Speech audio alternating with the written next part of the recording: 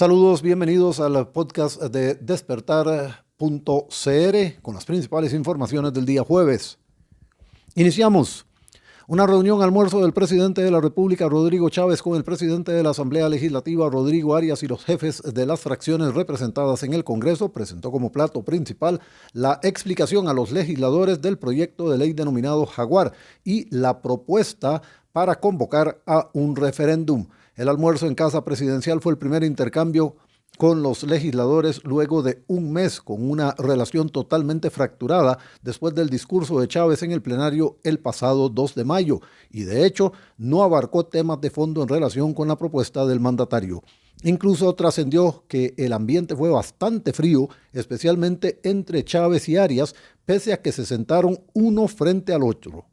Durante la conferencia de prensa posterior a la reunión, Chávez, de hecho, no estuvo presente. La ministra de la Presidencia, Natalia Díaz, explicó que algunos diputados solicitaron tiempo para analizar aún más a fondo el texto completo. Por su parte, Arias reiteró la necesidad de que la propuesta se analice con detalle para luego fijar los pasos a seguir en el trámite del proyecto de ley y el decreto de convocatoria a la consulta popular que presentó el Ejecutivo. Rodrigo Arias reconoció que le sorprendió el actuar del mandatario Chávez, que primero presentó el plan ante la Secretaría del Congreso y ante los costarricenses. Hubiese esperado que se la presentara primero a las jefaturas de fracción para así analizar la propuesta. En relación con ese mismo tema, hay que explicar lo siguiente. El proyecto de ley que presentó el presidente Chávez ante la Asamblea Legislativa el miércoles anterior iba acompañado en una segunda gestión por una propuesta de decreto que se tendría que aprobar también por parte de la Asamblea Legislativa, que implicaría trasladar el proyecto al Tribunal Supremo de Elecciones para que éste convoque a un referéndum. ¿Cuál es más o menos el procedimiento que se tiene que seguir? Como todo proyecto de ley que entra a la Asamblea Legislativa, ya se le asignó un número de expediente y posterior a esto corresponde el trámite de publicación y espera. Ese proceso ya inició, según lo que comentó ayer el diputado Arias Sánchez. Una vez que el proyecto ha sido publicado, los diputados entrarán en una fase de análisis en cada una de las fracciones del texto completo del proyecto de ley. Y a partir de ahí, el presidente de la Asamblea Legislativa tendrá que definir una fecha para la votación del planteamiento que hizo el presidente Chávez. Llegada a esa fecha, la votación se tiene que realizar en ese día. Más allá de cualquier volumen de discusión que haya en el plenario, la decisión se tiene que tomar ese día. Si la sesión se tiene que extender hasta las 11:59 de la noche, pues se tendrá que extender hasta las 11:59, pero no puede pasar al día siguiente. Todo el proceso en el plenario se tiene que dar en un solo día. Ahora, se requieren de 29 votos a favor del planteamiento del presidente Chávez para que el asunto sea remitido por la Asamblea Legislativa al Tribunal Supremo de Elecciones. Ese es el procedimiento. Entonces, finalmente, quien decide cuándo se va a discutir el asunto en el plenario es el presidente de la Asamblea Legislativa. Ese es el esquema. Hay que tenerlo muy claro para ver qué se viene en relación con la propuesta que hizo el día miércoles el presidente Chávez. Son dos las gestiones de referéndum por iniciativa ciudadana que analiza el Tribunal Supremo de Elecciones y que están relacionadas con el planteamiento del presidente de la República, Rodrigo Chávez. Según trascendió este jueves, el miércoles vía correo electrónico ingresó de primero a la Secretaría del Tribunal una solicitud de referéndum por iniciativa ciudadana firmada por Alberto Cabezas. Lo envió minutos antes de que el ciudadano distinguido, como llamó el mandatario a Edgar Espinosa, llegara con su petición en físico de la mano de su esposa, la diputada Pilar Cisneros. La información fue confirmada por Andrei Cambronero, jefe de despacho de la presidencia del tribunal, quien detalló que las dos gestiones tienen el mismo objetivo, que es llevar a referéndum el proyecto de ley presentado por el Poder Ejecutivo bajo el nombre Ley Jaguar para el Desarrollo del País. El tribunal en este momento está haciendo una valoración de cumplimiento de requisitos formales iniciales. Si se supera ese filtro, la gestión pasaría al Departamento de Servicios Técnicos de la Asamblea Legislativa para que haya una valoración del proyecto como cualquier otro proyecto de ley, detalló Cambronero. Despertar.cr le consultó cómo se procederá al existir dos iniciativas populares sobre un mismo tema y respondió que, de acuerdo con las leyes y los principios generales del derecho, ambas pueden ser acumuladas en el mismo expediente, porque podría ser que tienen el mismo objetivo, la misma pretensión, la misma petición, de suerte que puedan tramitarse. Aunque sean escritos separados, se conjuntan para ser tramitados en un mismo expediente, explicó Cambronero. Por otro lado, sostuvo que el otro camino sería tramitarlos en expedientes separados, pero los tiempos serían similares porque entraron juntos y se trata del mismo proyecto de ley. El referéndum que impulsa el presidente de la República, Rodrigo Chávez, para limitar las competencias de la Contraloría General de la República, aunque él dice otra cosa, tendría un costo cercano a los 3.000 millones de colones según las primeras estimaciones del ministro de Hacienda, Nogui Acosta. Y desde su punto de vista, no habría inconveniente en incorporar esa cifra al presupuesto nacional cuando sea pertinente, aunque el proyecto tendría que recibir el aval de la Asamblea Legislativa.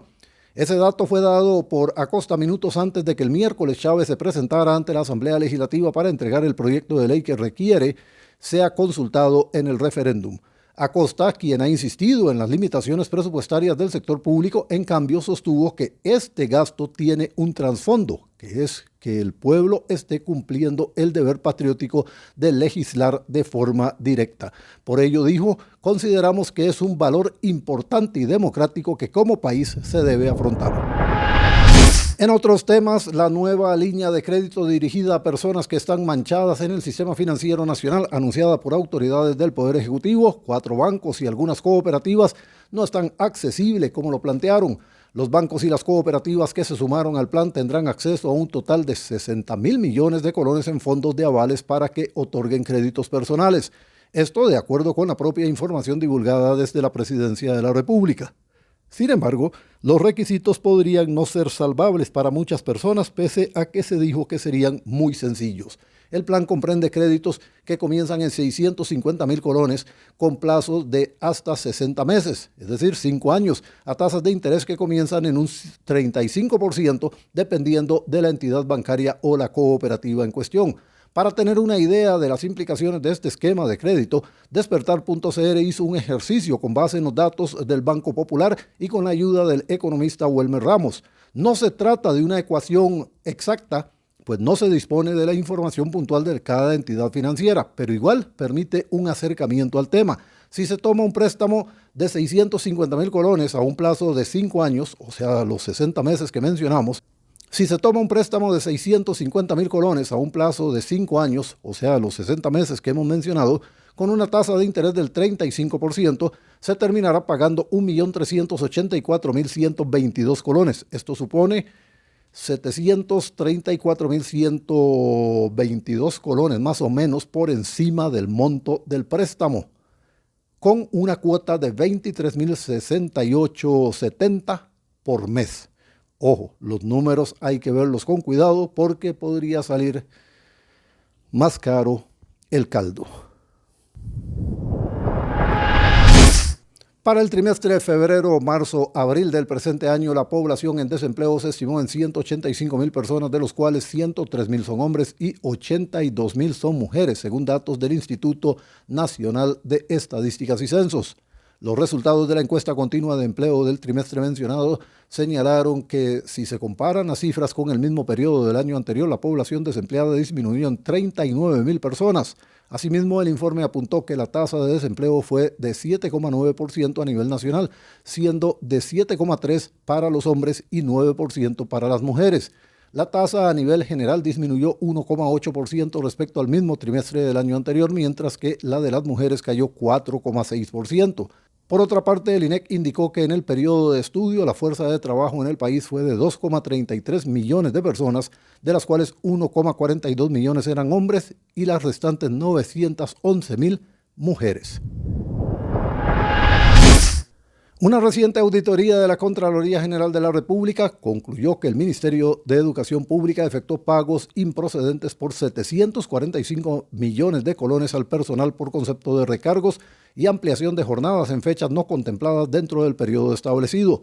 El MEP reconoció en el 2023 recargos al personal docente que asume funciones adicionales a las labores propias de su puesto de forma temporal y de acuerdo con las necesidades de los centros educativos que por razones de oportunidad y conveniencia no requieren de una persona dedicada a tiempo completo.